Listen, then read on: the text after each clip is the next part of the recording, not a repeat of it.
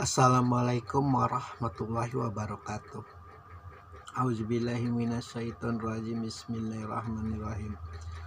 Wal azimat li rabbiha wa huqqat, dan memuntahkan apa yang ada di dalamnya dan menjadi kosong.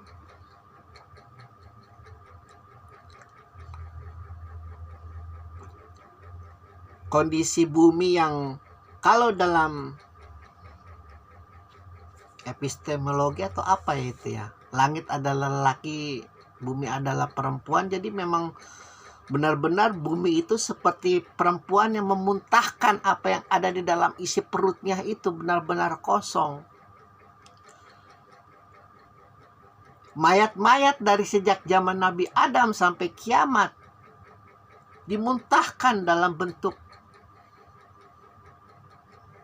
menyatunya ruh dan jasadnya. Jadi luar biasa luas nanti, makanya disebut padang,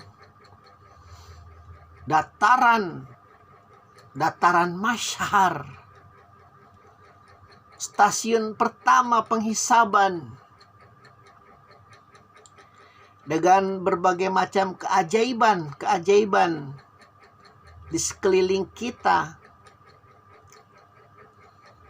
Setelah Allah ratakan itu, Allah berjanji, apa yang ada di dalam bumi ini yang sering kita injak-injak tiap hari, sering kita kencingin, sering kita berakin, sering kita ludahin, akan mengeluarkan isi di dalamnya. Sekali lagi, kalau kita percaya bahwa bumi itu bulat,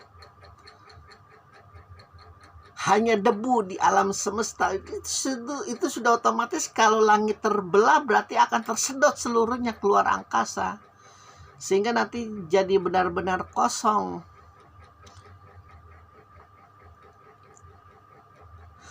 Kalau pemeluk agama Islam benar-benar mencintai Al-Quran, kalau pemeluk agama Islam benar-benar menyayangi Al-Quran, benar-benar menganggap Al-Quran bukan suatu kewajiban lagi untuk dibaca, tapi suatu hak baginya untuk menelaahnya, untuk menelitinya, maka sudah dipastikan tidak ada itu umat Islam yang bodoh. Karena ciri-ciri orang bodoh itu malas berpikir, sementara di dalam Al-Quran kita diwajibkan untuk terus berpikir. Terus dari sejak oa-oa sampai liang lahat itu manusia diwajibkan untuk berpikir dari Allah. Apalagi kalau manusia itu udah, sekali lagi, kalau mengikuti kuliah bukan merupakan kewajiban Allah lagi, tapi itu hak Allah untuk meneliti Al-Quran. Itu hak aku Allah untuk berpikir tentang Al-Quran, untuk mendalami Al-Quran. Karena sesuatu yang diulang-ulang terus, sesuatu yang dikerjakan secara kontinu, itu nanti akan menjadi ahlinya. Kalau akal kita terus diolah untuk berpikir ini tentang terjadinya kiamat, ini benar-benar diolah ini akal. Bagaimana ya nanti? Kok bisa itu nanti yang ada di dalam perut bumi itu? Bahkan di dalam beberapa tafsir lain mengatakan itu emas-emas, intan-intan berkeletakan, itu sudah tidak ada harganya. Yang pada detik ini mungkin suatu negara, kalau proses pencaplokan, penjajahan itu masih dihalalkan, mungkin itu kalau zaman sekarang boleh menjajah, itu kalau ada negara yang kaya raya luar biasa dengan tambang mineralnya, pasti diserang, pasti dibunuhi, seperti Columbus dan kawan-kawan menghabiskan suku Indian di sana. Allah perintahkan, muntah kau bumi. Jangan sampai ada satupun yang tersisa di dalam perutmu itu. Meskipun itu hanya satu ruh binatang yang paling kecil sekalipun yang dahulu mati.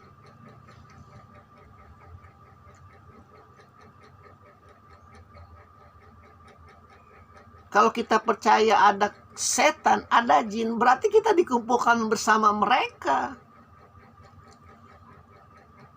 Karena ini janji Allah, penghancuran yang paling hancur, bukan hanya untuk manusia saja. Bahkan para malaikat pun nanti akan dimatikan oleh Allah seluruhnya. Bersiap-siaplah itu semua para malaikat yang akan nanti menjaga surga, yang akan nanti menjaga neraka. Yang secara logika mungkin kalau dahulu tidak ada kuantum, itu nunggunya mungkin lama sekali malaikat.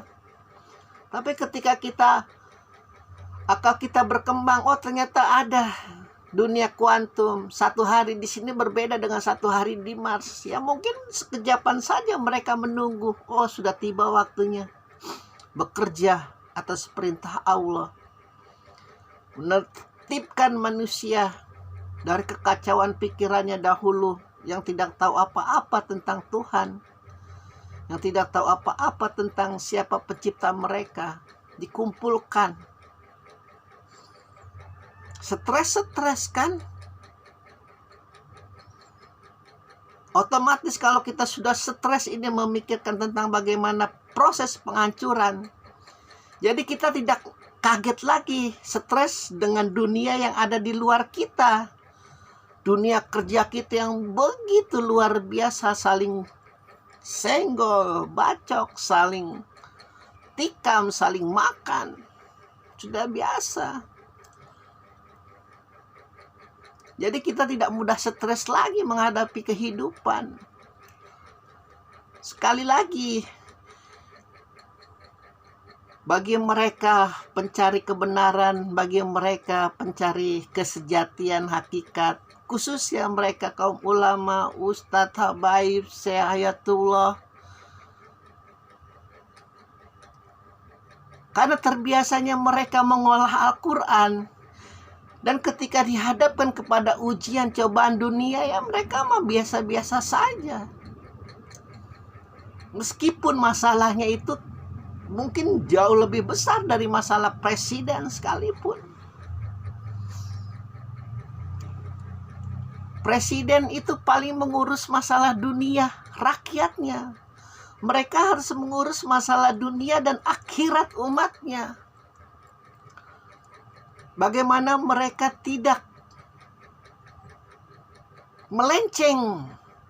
Walaupun tidak mungkin tidak melenceng, pasti melenceng. Karena Allah sendiri yang berkata,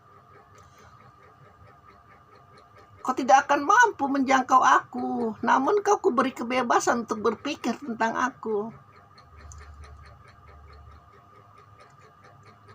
Maka kalau ketemu guru-guru, ketemu mereka yang merasa dirinya imam, terus merasa dirinya udah masuk surga, itu hati-hati. Itu luar biasa, laknatullah itu sedang mengebiri egonya.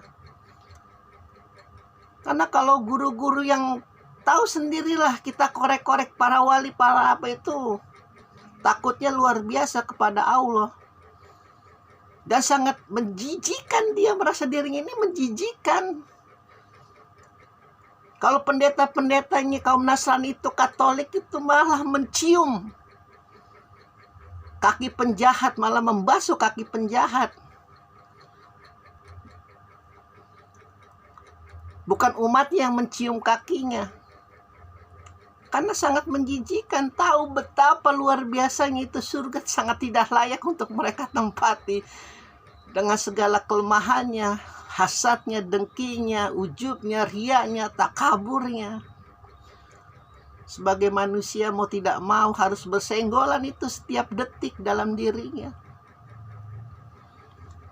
Dimuntahkan, baik itu yang berupa ruh, baik itu yang berupa mineral, segala tambang, segala yang kita korek-korek dahulu untuk kita bangga-banggakan kepada manusia yang lain, Allah muntahkan langsung semua. Allah ratakan bumi dan berkumpullah mereka yang disebut dengan padang mahsyar. Alhamdulillahirabbil alamin.